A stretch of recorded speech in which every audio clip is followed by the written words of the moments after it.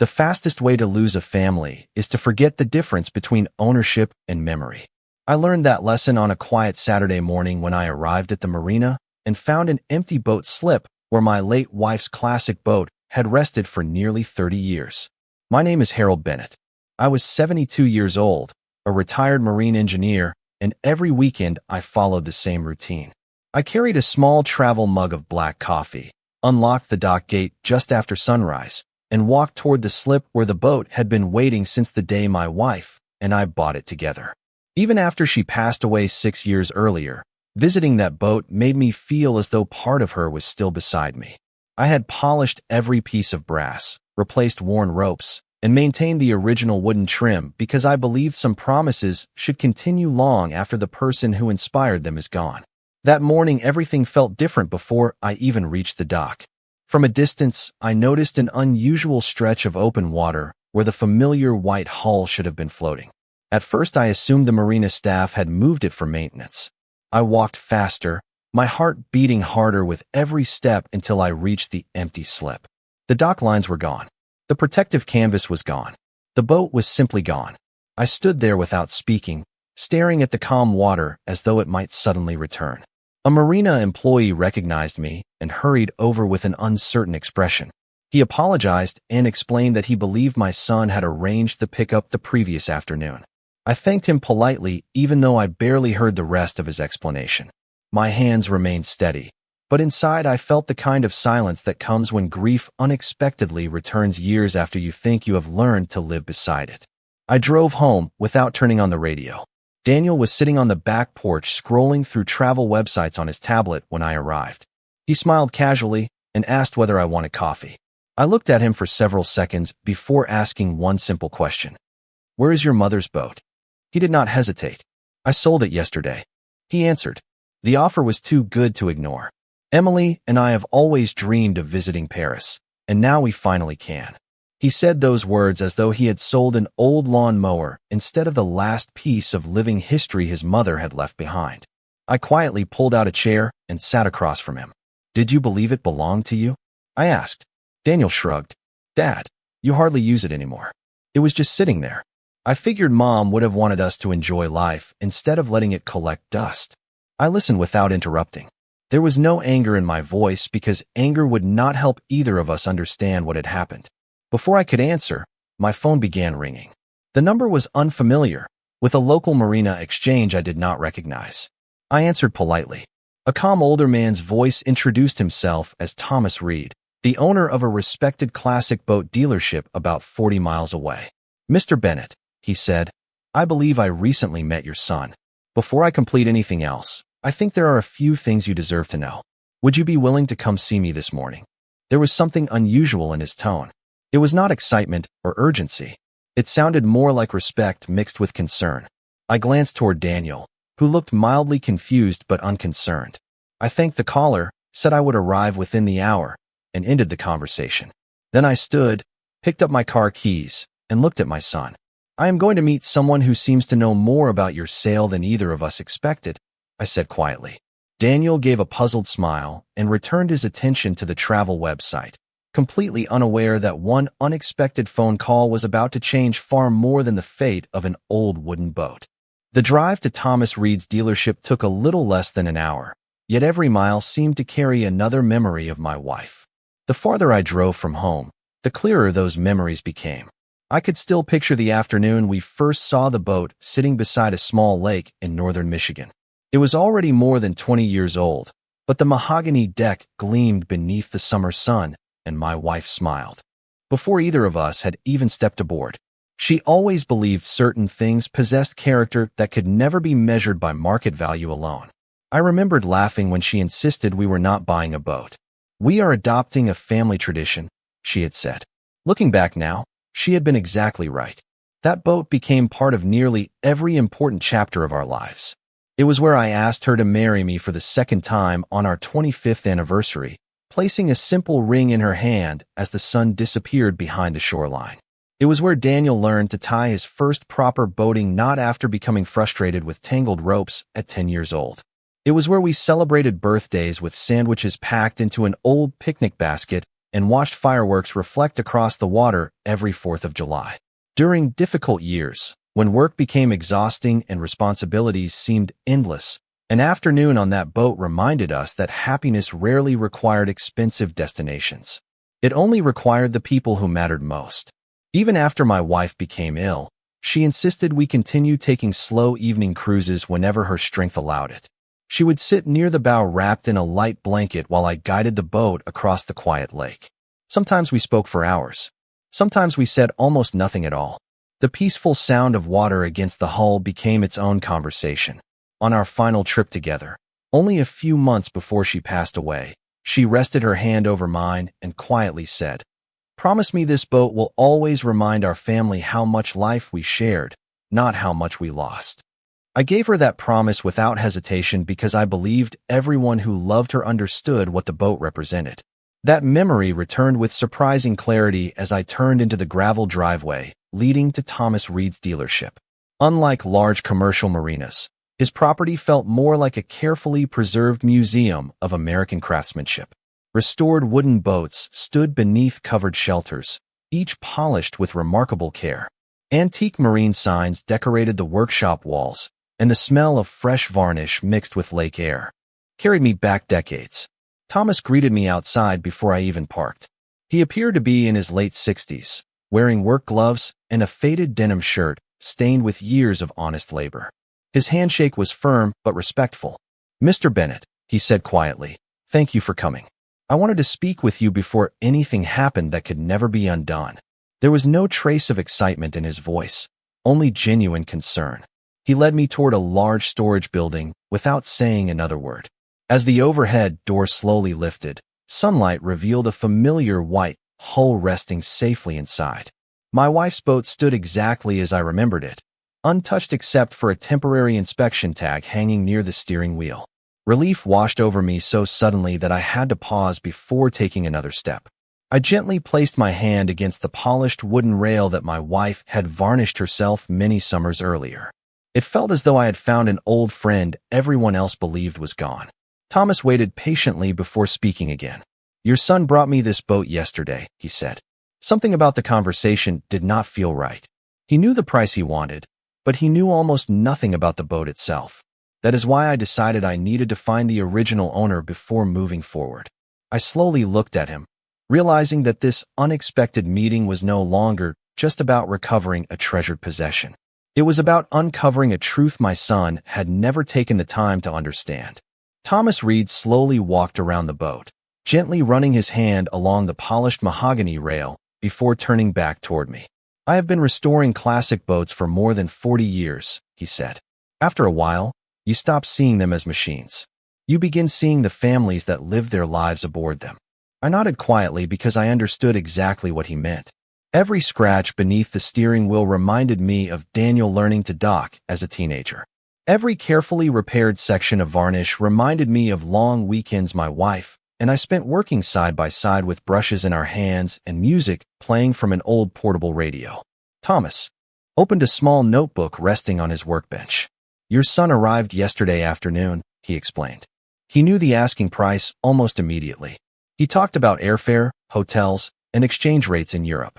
But when I asked simple questions about the boat itself, everything changed. He looked toward the white hull before continuing. I asked him what year the restoration had been completed. He did not know. I asked whether the engine had ever been rebuilt. He guessed. I asked why the original brass compass carried an engraved date. He had never noticed it. Thomas paused for a moment before giving me a sympathetic smile. Then I asked the one question that convinced me something was wrong.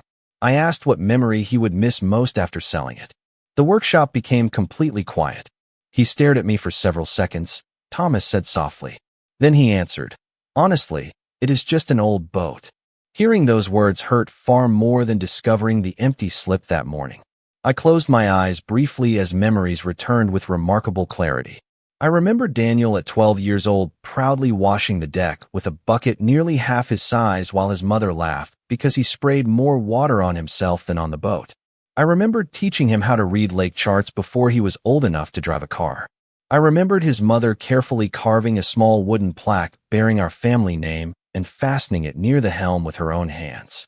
Somehow, all of those memories had disappeared behind a market value listed on a sales agreement. Thomas reached beneath his desk and removed a worn leather folder. "Before your son left," he explained, "I asked whether he had brought the maintenance records. He said there were probably some papers in a box somewhere, but that nobody cared about old receipts." He carefully opened the folder resting in front of me. Inside were copies of every service invoice, handwritten maintenance notes, registration renewals, and restoration photographs dating back nearly 3 decades. My wife's careful handwriting filled page after page.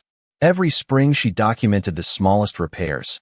Every autumn she recorded winter, storage preparations, and beside many entries she added simple personal notes such as, "Beautiful sunset with Daniel today," or "Harold caught the biggest bass of the summer." Thomas smiled gently.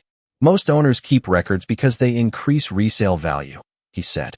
"Your wife kept records because she was preserving family history." I slowly turned another page and discovered a faded photograph of my wife standing beside the boat with Daniel on her shoulders, both of them smiling beneath bright July sunshine. On the back she had written, "One day, I hope this boat teaches our son that memories are worth protecting." My hands remained steady, but my heart felt impossibly heavy. Thomas waited until I finished looking through the folder before speaking again. "Mr. Bennett, I have not completed the purchase. The payment has been placed on hold because I wanted to make certain everything had been handled properly. Legally, there are still several questions that should be answered before anything moves forward." I looked at him with sincere gratitude. His decision had not simply protected a classic boat. It had protected the last promise I made to my wife. At that moment, I realized recovering the boat would not be the hardest part of this journey. Helping my son understand why it mattered would require far more patience than any restoration project ever could.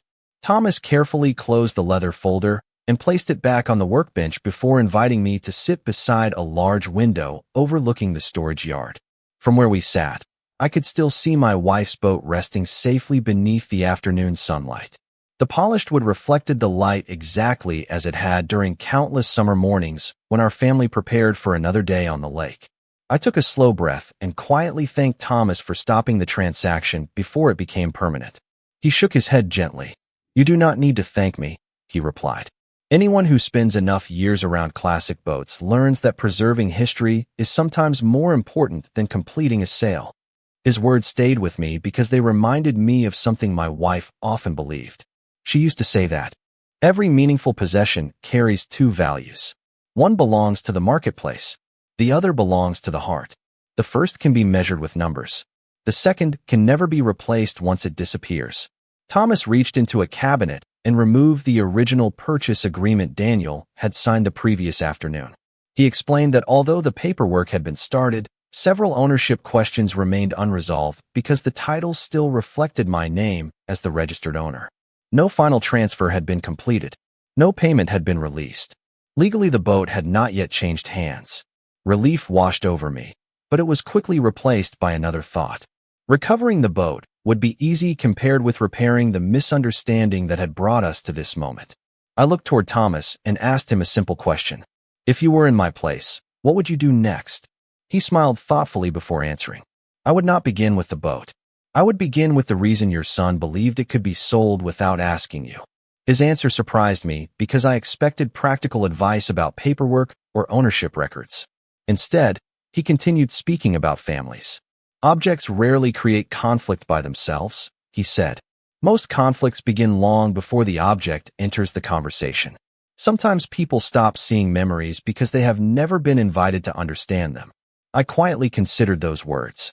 Daniel had grown up surrounded by the boat, yet perhaps I had always assumed he understood its importance without ever telling him why it mattered so deeply. After my wife passed away, I continued maintaining the boat every season, but I usually did the work alone. I never invited Daniel to join me. I never shared the handwritten maintenance journal his mother kept so faithfully.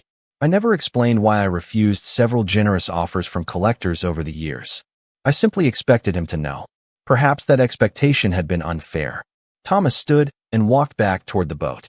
He gently rested his hand on the polished rail before saying, "You still have an opportunity many families never receive. The story has not ended." Yet, I nodded slowly. Then I want my son to hear the whole story before we discuss ownership again. Thomas agreed immediately. We decided together that the boat would remain safely inside his storage building until every question had been answered. He promised not to accept payment or complete any documents until we met again. Before leaving, I carefully opened the cabin door and stepped inside. Everything remained exactly where my wife had left it years earlier. Her favorite blue life jacket still hung neatly beside the small storage cabinet. A faded lake map rested beneath the clear protective cover at the helm. I gently touched the wooden steering wheel and silently repeated the promise I had made to her during our final voyage. Then I closed the cabin, thanked Thomas once more, and walked toward my truck with a sense of calm I had not felt that morning. I was not driving home to accuse my son. I was driving home to begin the first honest conversation our family had needed for far longer than either of us had realized.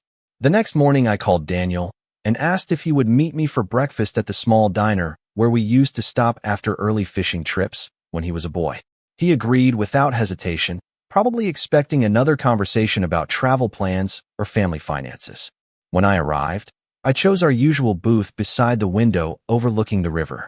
The waitress recognized us immediately and greeted us with the same warm smile she had worn for years. Daniel arrived a few minutes later carrying his coffee in one hand and his phone in the other. He smiled politely and sat across from me. Neither of us mentioned the boat. We ordered breakfast, spoke briefly about the weather, and watched a pair of ducks glide across the water outside.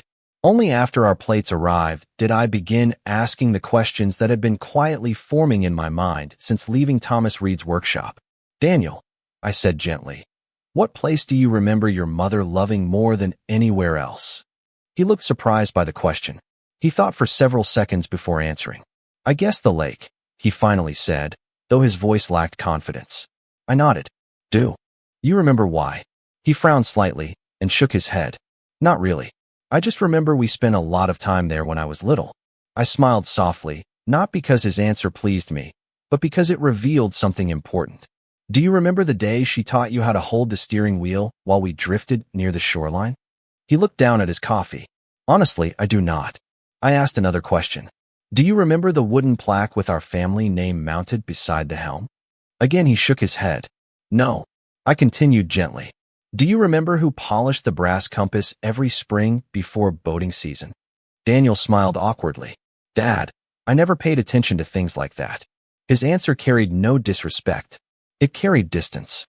Somewhere along the years, memories that had shaped my wife's happiest moments had become invisible to our son. I reached into my briefcase and placed a single photograph on the table between us. It showed Daniel at about 10 years old standing proudly on the deck with a fishing rod almost taller than he was while his mother wrapped an arm around his shoulders. He picked up the picture slowly and stared at it for several quiet moments. "I have not seen this in years," he whispered. I nodded. "Neither had I until yesterday." He looked at me with growing curiosity. "Yesterday?" I calmly explained that I had visited the dealership after receiving the unexpected phone call. I told him the boat had not been transferred because the owner believed something about the sale deserved another conversation first. Daniel's expression immediately changed. "The dealer called you?" he asked quietly. "Yes," I answered. Not because he wanted more money. Because he wanted to understand whether the person selling the boat truly understood what he was selling. Daniel leaned back in his chair without saying anything. I did not accuse him. I did not raise my voice. Instead, I asked the only question that truly mattered. "When you decided to sell your mother's boat, what was the first memory that came into your mind?" He stared at the old photograph for a long time before answering. Finally, he looked at me with an honesty I had not seen since he was a young man. "There was not one," he admitted softly. "I never thought about memories. I only saw something valuable sitting and used at the marina." I slowly nodded because his answer confirmed everything Thomas had suspected. Daniel had not acted out of cruelty. He had acted out of ignorance. He had mistaken value for price and ownership for inheritance. As the breakfast plates were quietly cleared away, neither of us hurried to leave. For the first time in many years, we were no longer arguing over an object. We were beginning to discover how an entire family's history had quietly slipped beyond the reach of someone who had never been taught how precious it truly was. 2 days later, Daniel agreed to meet me again, this time at Thomas Reed's workshop. I did not tell him everything waiting inside because I wanted him to experience the truth without expectations. The morning air carried the familiar scent of fresh varnish and lake water as we stepped through the large wooden doors together. Thomas greeted us warmly, shook Daniel's hand without judgment, and invited us into the restoration room where my wife's boat remained safely protected beneath soft overhead lights. Daniel looked relieved to see the boat untouched, yet he still seemed uncertain about why we had come. Thomas quietly carried the worn leather folder to a large work table and placed it between us. "Before we discuss ownership," he said calmly, "I would like you to understand what has been entrusted to your family all these years." He slowly opened the folder. The first page contained the original purchase agreement signed nearly 30 years earlier. Beside the signatures rested a small handwritten note from my wife thanking the previous owner for caring so well for the boat before passing it to another family. Daniel leaned forward and studied the fading ink with growing curiosity. Thomas turned another page. There were photographs taken over every decade. Summer mornings, fishing trips, birthday celebrations, holiday picnics. My wife smiling at the helm with sunlight reflecting across the lake. Daniel quietly picked up one photograph showing himself at 8 years old, proudly holding the first fish he had ever caught. "I do not remember this day," he whispered. "Your mother remembered every detail," I answered gently. Thomas continued turning the pages. Carefully organized maintenance records filled the folder. Every spring inspection, every engine service, every gallon of marine varnish, every replacement rope. But what caught Daniel's attention were not the technical notes. It was the small handwritten comments appearing beside almost every entry. One page read, "Daniel finally mastered docking without my help today." Harold looked even prouder than I did. Another page read, "Beautiful sunset tonight. I hope one day our grandchildren see this same shoreline." Another simply said, "Family memories are worth more than perfect paint." The workshop became completely silent except for the distant sound of birds outside the open door. Thomas then reached beneath the folder and carefully placed a sealed envelope on the table. The paper had yellowed with age, but my wife's handwriting remained immediately recognizable. Across the front she had written, "To be opened only if our family ever forgets why this boat matters." Daniel looked at me with surprise. I slowly nodded. "I never opened it," I admitted. "She asked me to wait unless that day ever arrived." Thomas stepped back respectfully, allowing the moment to belong entirely to our family. With steady hands, I carefully opened the envelope and unfolded several neatly written pages. My voice remained calm as I began reading aloud. My wife wrote that the boat had never been intended as an investment or a collectible. She hoped it would become a place where future generations learned patience, kindness, forgiveness, and gratitude for ordinary moments together. She explained that every scratch in the wood represented laughter, every repair represented commitment, and every season on the water reminded her that strong families were built through shared experiences instead of expensive possessions. She ended the letter with one sentence that seemed to stop time itself. "If someone someday believes this boat is only worth what another person will pay for it, please do not judge them too. Quickly, sit beside them. Tell them our story. Once they know the memories, they will finally understand the inheritance." I lowered the final page and looked toward Daniel. Tears quietly filled his eyes as he continued staring at the photographs spread across the table. For several long moments, he could not speak. Then he slowly whispered words I never expected to hear. "I thought I sold the boat. I did not realize I almost sold the only place where Mom left pieces of herself for all of us to find." Daniel remained standing beside the work table long after I finished reading the letter. He did not try to explain himself or defend the decision he had made. Instead, he quietly picked up another photograph and studied it with the careful attention of someone seeing his own childhood for the first time. The picture showed him sitting beside his mother on the bow during a cool autumn afternoon, both of them wrapped in matching blankets while a thermos of hot chocolate rested between them. I remembered that day clearly because the weather had turned colder than expected, yet she refused to end the trip early. She had smiled and said that some memories were worth a little discomfort. Daniel gently placed the photograph back onto the table and finally looked at me. "Dad," he said softly, "I do not know how I forgot all of this." I answered honestly because I had been asking myself the same question. "I do not think you forgot. I think life became so busy that you stopped looking backward long enough to remember what built the life you have now. Thomas quietly excused himself, giving us privacy while he returned to another restoration project at the far end of the workshop. The only sounds that remained were the distant hum of an electric sander and the gentle creaking of wooden beams above us. Daniel slowly walked around the boat, running his fingertips across the polished rail exactly as I had done only days earlier. He stopped beside the engraved brass compass that Thomas had mentioned during our first meeting. "I never noticed this before," he admitted. I smiled faintly. "Your mother had that compass engraved on our 20th wedding anniversary. The date beneath it marks the evening we promised each other that no matter how difficult life became, we would always find our way back to family." Daniel lowered his eyes and quietly shook his head. "I cannot believe I never asked about any of this." I rested my hand on the edge of the cabin door before answering. "Neither of us asked enough questions after your mother passed away. We each grieved differently. I buried myself in maintaining the boat. You buried yourself in building your career and raising your own family. Somewhere along the way, we stopped sharing the stories that connected us." He stood silently for several moments before taking a slow breath. "When Emily and I started planning the Paris trip, I kept looking for ways to make it happen without taking on debt. Every time I drove past the marina, I saw a valuable boat that hardly left the dock. I convinced myself that selling it was practical. I never stopped to ask why you kept caring for it every season." His voice carried genuine regret rather than excuses. "I thought I was solving a financial problem. I never realized I was erasing something that could never be purchased again."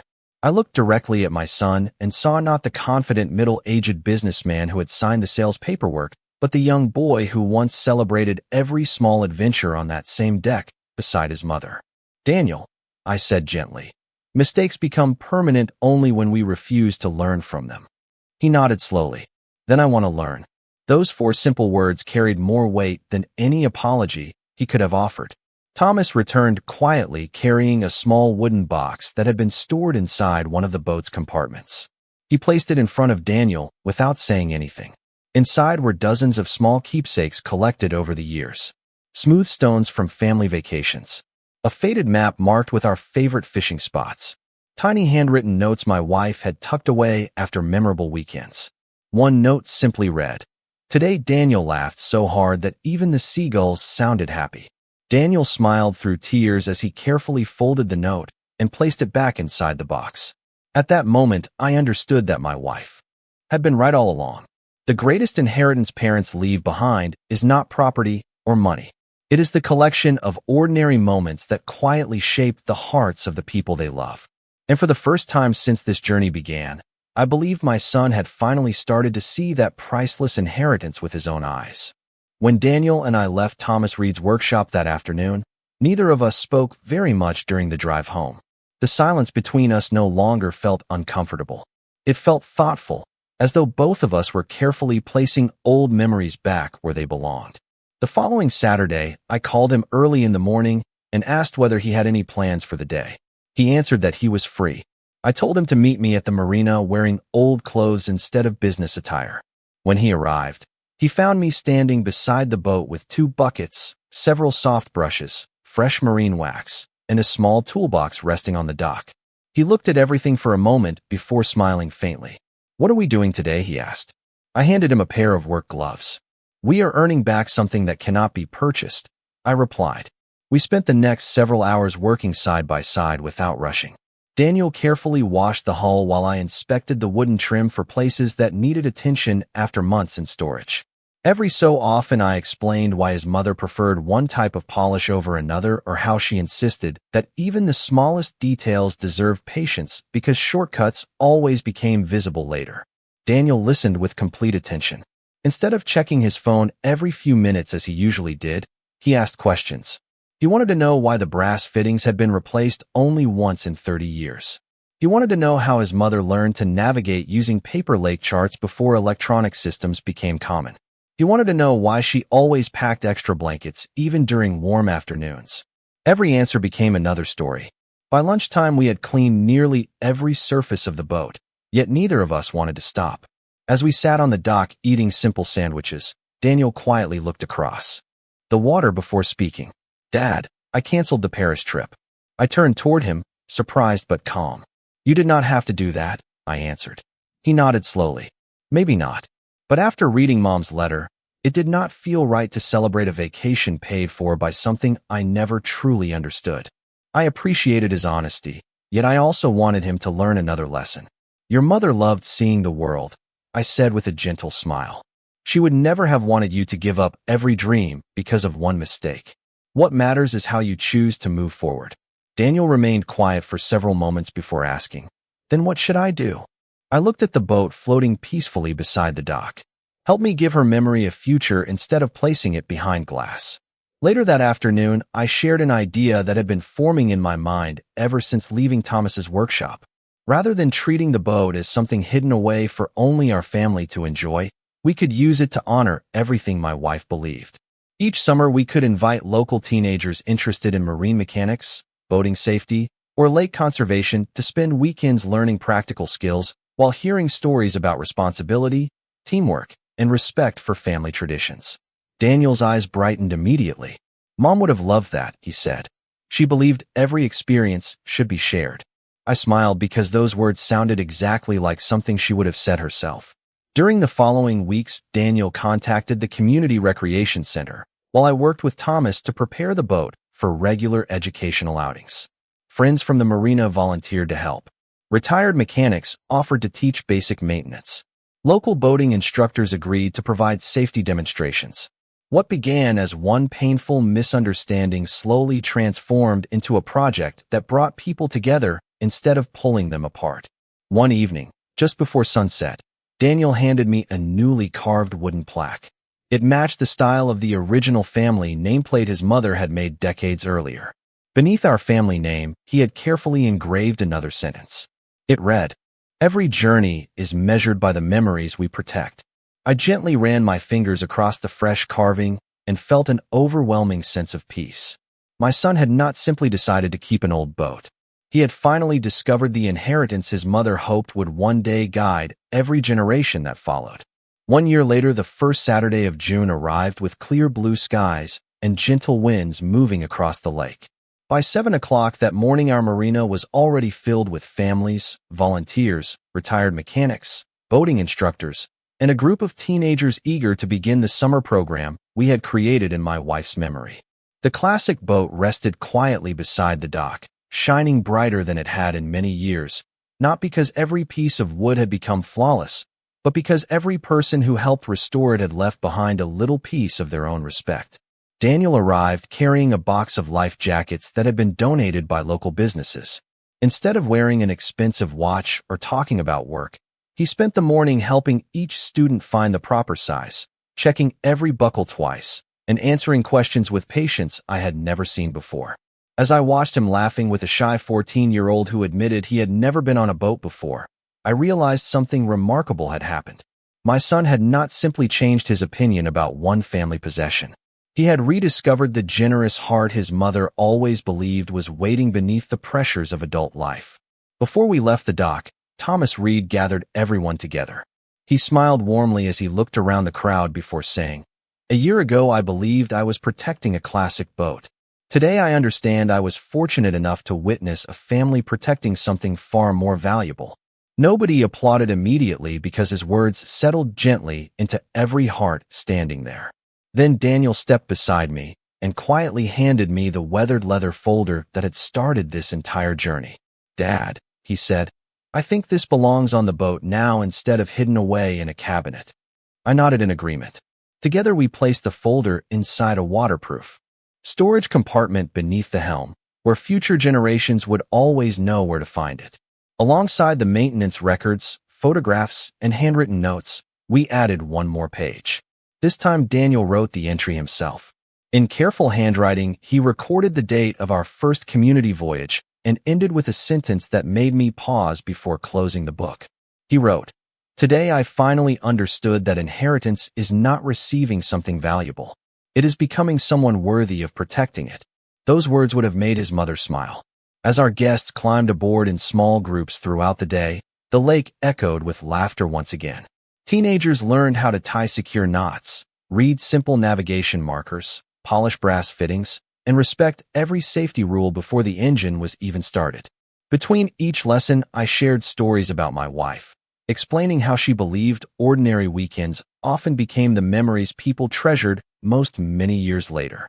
Daniel added stories of his own, some he had remembered only after reading her letter, others he had rediscovered while restoring the boat beside me. Watching him speak with such pride filled me with a peace I had not expected to experience again. Late that afternoon, after the final group returned safely to the dock, the marina slowly became quiet. The sun settled low above the water, painting the lake with warm shades of gold that looked almost identical to the evening my wife and I had promised each other we would always protect what truly mattered. Daniel stood beside me without speaking for several minutes before finally saying, "Mom gave us much more than this boat, did she not?" I smiled as I looked across the calm water. "She certainly did," I answered. The boat was only the classroom. The real lesson was always about love, responsibility, forgiveness, and remembering that family history becomes stronger every time someone chooses to preserve it instead of selling it. As we secured the final dock line and prepared to head home, I no longer thought about the morning when I found an empty slip or the painful misunderstanding that nearly separated us. I thought instead about a grandson who would someday open that same leather folder, read his grandmother's words, and understand why one simple wooden boat had quietly carried the heart of an entire family across generations. At that moment, I knew I had finally kept the promise I made to my wife, because her greatest legacy was never resting on the water. It was living safely inside the people who had finally learned how precious it truly was.